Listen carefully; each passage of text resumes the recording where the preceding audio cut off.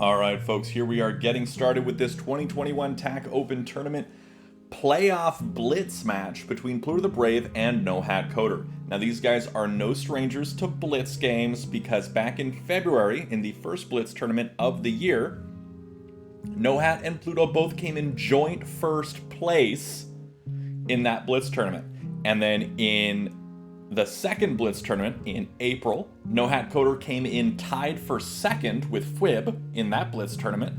And then in the third blitz tournament that we had of this year in June, PlutoTheBrave came in second to Ali. So these guys definitely know how to play some blitz games, and I think we're going to be seeing a pretty strong showing here, and it'll be a good time.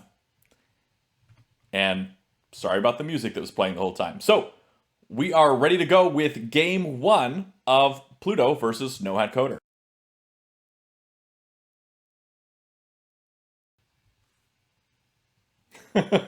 PlutoTheBrave also saying it's fun how his last match of the tournament is the same as his first.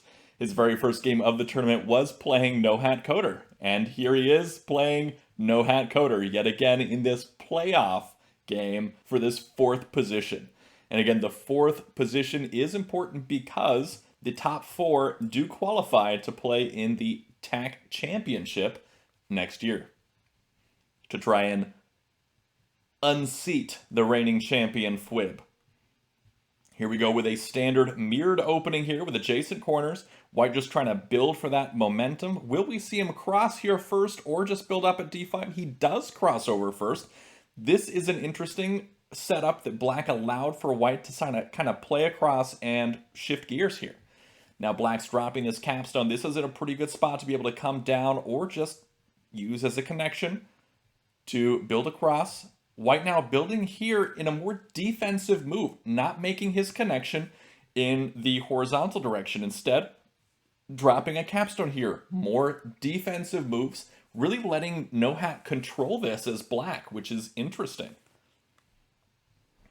And again, in Blitz, I feel like it is best to just push and push and push as fast as you can and as strong as you can, and not try to build up a lot of this positioning that we see in standard length games. And the reason for that is a lot of times these don't go to flats. Pretty much never do these games go to flats. Very, very rarely.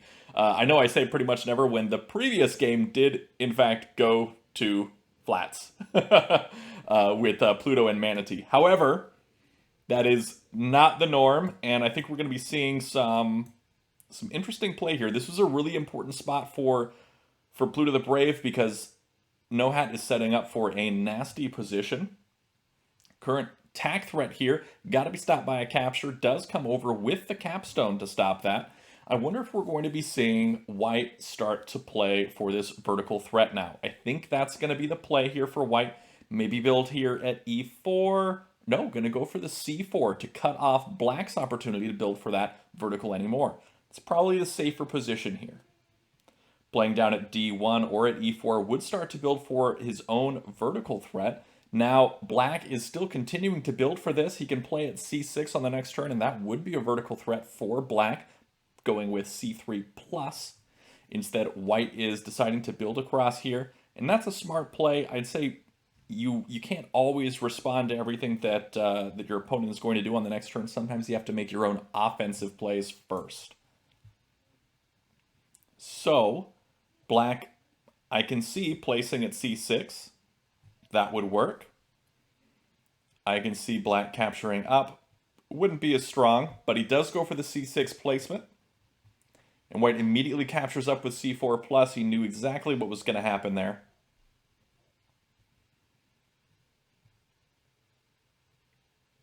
Now, Black gonna drop a wall here. Interesting. Now, this is where I'd say, if I'm White, I'm going to make that threat. And that's exactly what I was thinking. Make that threat there, and then continue to build for that Tak threat. Maybe place again here at d4 to just keep filling in, going for the vertical threat. This wouldn't be an immediate threat playing at d4. Oh, okay, I see what he's doing here. He's playing at c4, and the reason for that is because Black would be able to make a threat by filling in at c4. So white's going to be doing that a little bit first.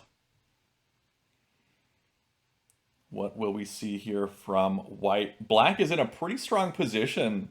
It can be dismantled by white. However, this wall gives black just a lot of power in this area. And that is tough to ignore. Especially because capturing over onto c5 is a really, really strong position here for black. White building at f3. Okay, it's like they want to go for the horizontal threat here. Okay, they can capture up. Oh, and black missed it. Black missed the horizontal threat. White now wins with a road by coming up with c2 plus. Ooh. It is so easy to miss these tack threats when you're playing Blitz. I mean, we saw, like I said, 20 moves in. They both had plenty of time in terms of Blitz, of course, but it's just easy to miss those threats. And so if we take a look back here, black was thinking, all right, I'm going to make my threat here at d6. Didn't see an f3. He was probably focused more on the vertical threat here. Didn't realize that this was a horizontal threat by connecting up on this part. He was probably thinking, okay, white wants to capture down onto a4 next and then throw it down here to a2 to make the connection. But instead, he already had it with the c2+. So really, really well played there, PlutoTheBrave, and well played NoHat, but sometimes it's just easy to overlook those, especially when you're playing as Blitz right here.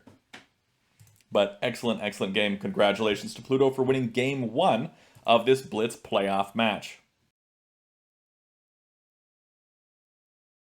It looks like they are taking no break here, and they're right into Game 2. This is NoHat in white and Pluto in black, going straight for that center control here for NoHat, and then going right into that mirrored opening. I know that in the past, in the regular timed games, NoHat has liked to play as white, dropping the capstone before black, but he's not doing that right now. Instead, he's just building this aggressive approach for something that he's very familiar with. And I'd say what he's familiar with is playing here in this mirrored opening and just continuing to play out and get this positioning set up.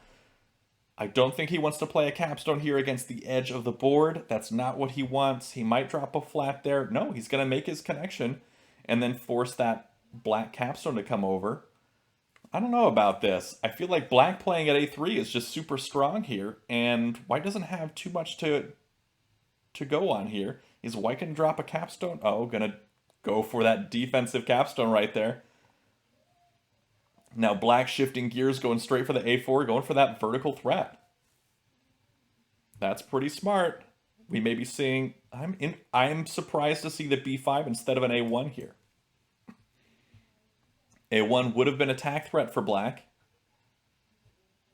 Maybe he's playing at b5 first for some other reason. I'm not sure, but I do like the a1. Okay, will he fill in at b4? That would give him a citadel position. Yes, he is going to do that. And then playing at a1 would give him that attack threat. This is a pretty strong position, I'd say, for black. Black is in a good spot here. White sure has some lines in the vertical, has some lines in the horizontal. There's no attack threat here for white, but black can make attack threat here. Okay, here's a black attack threat for the horizontal direction. Now that's interesting because you would have expected, at least I expected, black to go for the vertical threat here, but instead he just drops a flat here at e3 for the horizontal. Not only does that drop a flat for the horizontal, but it also gives him a position next turn to come down onto e2 and interrupt this horizontal threat of white. And then he can focus on his vertical threat. Instead, he decides to drop that capstone down to interrupt that threat, because white did have attack threat there. Capturing down or capturing all the way down would have been a road. So black needed to stop that. And then we see him playing white filling in here, trying to build for that horizontal threat. There is no current attack threat for black. White can make his attack threat by playing here at c1 or at b1. Either of those would be attack threat. Does decide to play at b1 for the threat. Let's see if black spots it. Coming over with E3 onto D3 would cut that off, and it would give him a vertical tack threat at the same time. No, he comes up with the capstone. Okay, coming up with the capstone does give him a horizontal tack threat and cut off White's threat as well.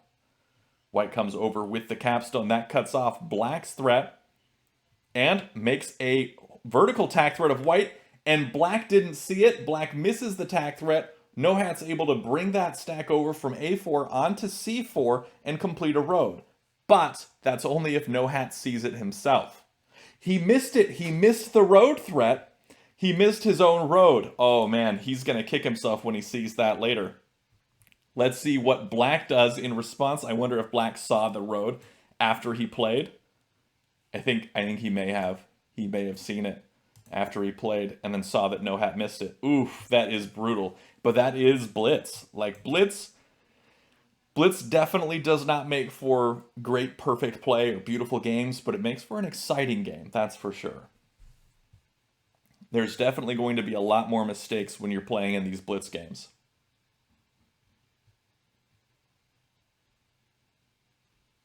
All right, this wall dropping here is threatening to capture onto A3, and I think that's a really, really great spot for that wall. A really strong position here. And let's see. Yeah, there's nothing that White can really do here to stop him except for drop a wall of his own to keep him from spreading that. And I think that's a really good wall. That's a really good move here from White.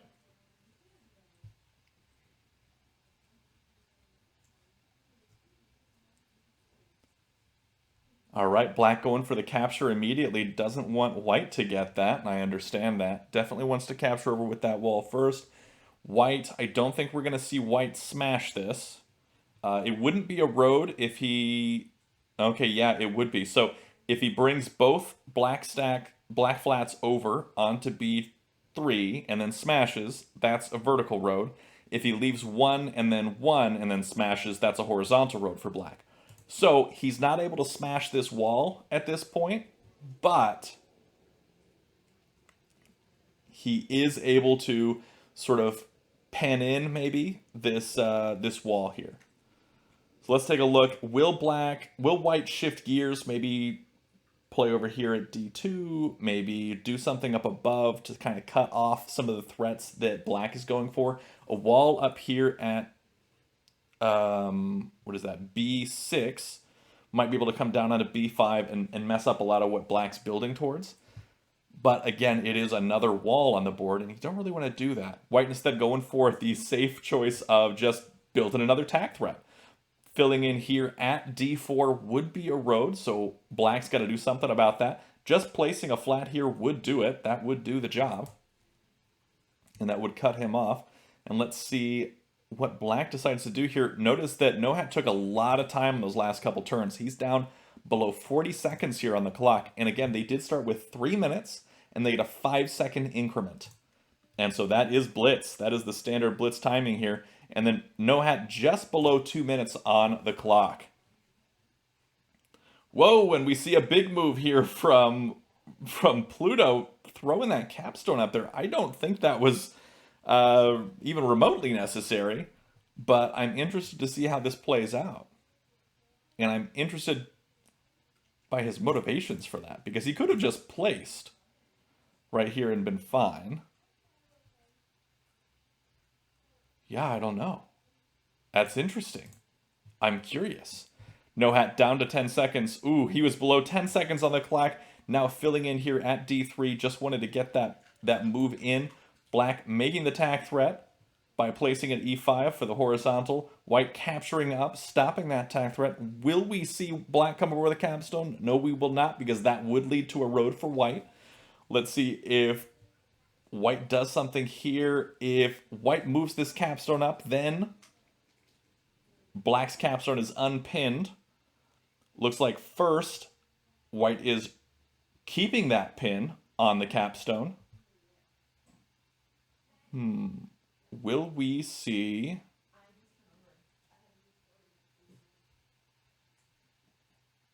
I like F5 here. F5 I like because That makes attack threat for black. And then white, if they want to jump up and capture onto c5 at any point, they can't because that would be a road for black. I like f5. It's very, very offensive. Now white can jump up here and capture. Ooh, comes up with the wall instead. That's a good one. Now I feel like playing at b6 is good for black. Yeah, I really like b6 for black. That's exactly what he does. Now, b6 is good because it's a horizontal attack threat here, but it also works towards the vertical.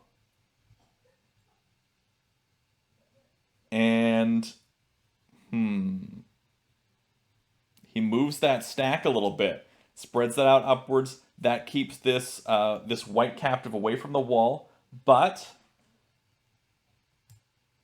what are we gonna see here? Will we see the spread upwards from this wall stack? I like spreading upwards with the wall stack. I think it's pretty decent.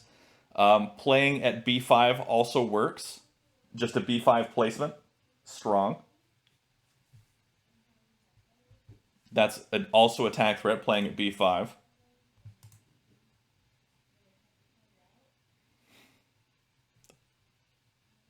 Oh, he comes down with the wall. He wants to spread across and cut off all of white's power here. Oh, but then white ran out of time. Oh no, the blitz clock gets to him. Nohat loses on time. You know what that means? That means that Pluto the Brave has won both games against NohatCoder in this blitz match. Not only has he won both games against NohatCoder in this blitz match, he also won both of his games against Manatee in those blitz matches. There is nothing anyone else can do in this playoff series between Manatee and NohatCoder to come out on top. He is 4 games for 4 games. So Pluto the Brave does get 4th place in the 2021 TAC Open Tournament, and he does qualify for the TAC Championship next year in 2022. Phenomenal, phenomenal play here in this Blitz playoff. That was awesome. I don't know if Nohat and Manatee are going to be playing their games after all, since it doesn't do anything for 4th place. Maybe they want to see who gets 5th and 6th. I don't know. But that's up to them. But awesome, awesome games. Really well played to both players. It's a shame that that one came down to time, but hey, that happens. So well done, and that was just great. So thanks for watching. That is all for today. Be sure to check out the description below for all things TAC, especially the TAC Discord, which is the community hub, and where you can find all sorts of TAC resources, and you can find people to play with online, whether that be through playtac.com or through the Discord itself, playing asynchronously. Just 1 move a day if you want to. You don't have to worry about these tight clocks that you can get in these blitz matches, or even the regular time periods that you can get on playtac.com. So that is all, and until next time, have a great day and happy tagging.